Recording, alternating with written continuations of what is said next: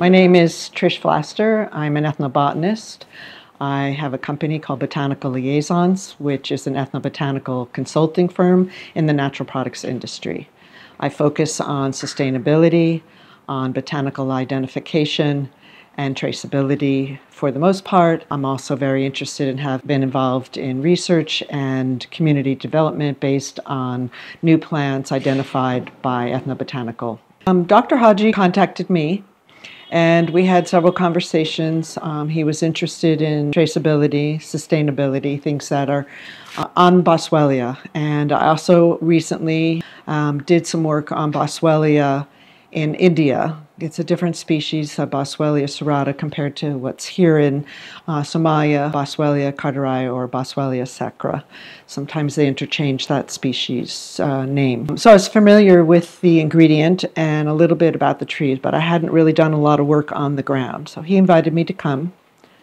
I agreed, and now we see there's a lot of potential for really expanding this ingredient in Somalia.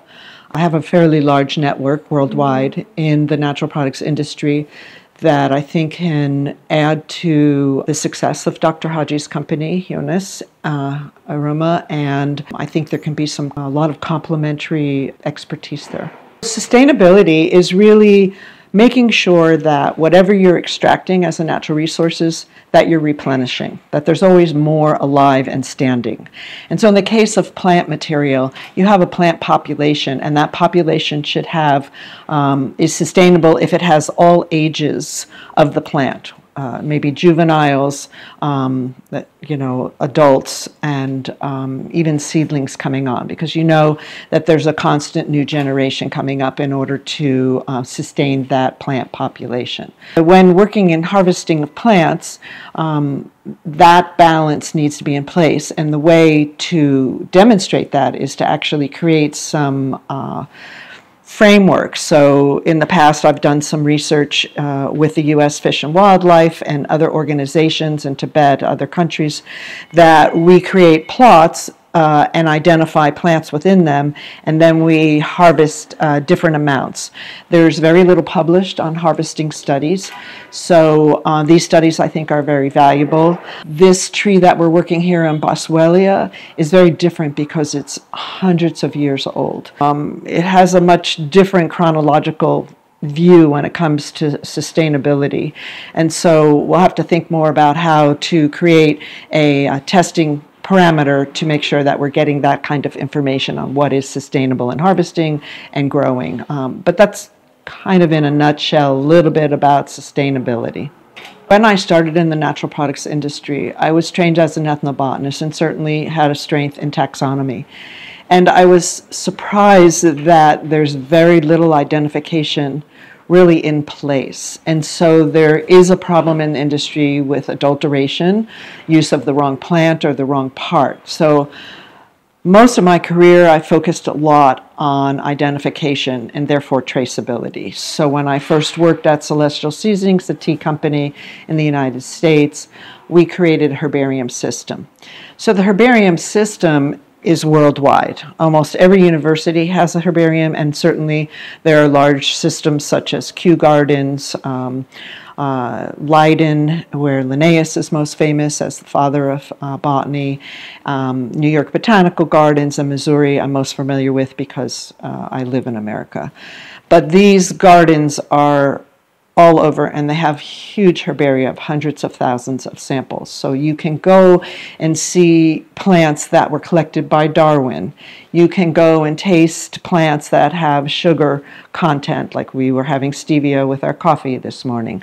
And so those are all in the herbaria around the world. So in order to have this type of traceability, you need to be able to go into the field or contact the farmer or grower to collect a representative branch of the tree, of the aerial parts of a plant if it's not a tree. And if it's the root, that is the economically valuable plant part, to include the root in this. You take that sample and you press it. There's no a unique skill, you want to press it so it looks attractive, that it shows the different parts of the plants. You might want to slice the root. If it's a thick bark, you might want to slice that. The leaves should lay flat, but there should be some that you can see the bottom of the leaves, because these different parts have anatomical features that are used for diagnostic capacity of identifying the plants. The best way to do traceability is to make sure that the plant is fertile, meaning it has flower. If you have flowers, you can, with confidence, identify the plant. The issue sometimes when you are harvesting an economic plant is that it's not always flowering, especially the roots, because you do the roots in the spring and the fall, or you collect a fruit, the flower's already gone because it produces the fruit.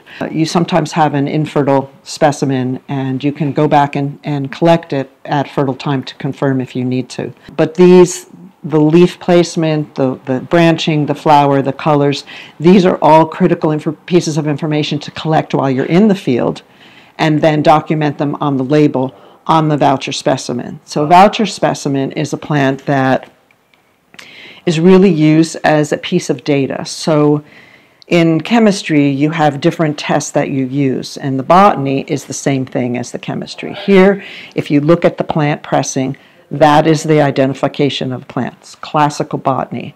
You need some of that plant part that you're using when you're doing the chemistry because you need a reference. So the botany is the basic part that you start with, and in particular identification. Otherwise, you could be using the wrong plant. The trees seem healthy, although the farmers are concerned that there's a new insect that might be destroying some of the trees. When I asked about nurseries in growing the plant, they don't have that yet. They say that the seeds fall and the rain moves them so that they then have younger trees growing. The tree produces for hundreds of years, so it's very different than if you were doing a perennial plant or an annual plant that dies every year. So this tree is sustainable in just the nature of its existence. What was interesting to me is that the trees are somewhat remote from the village, and the farmers have to go great distances to be able to maintain their health and harvest. There are areas where the trees grow, but they don't grow everywhere. In my travels in Puntland, granted we only went to a few locations.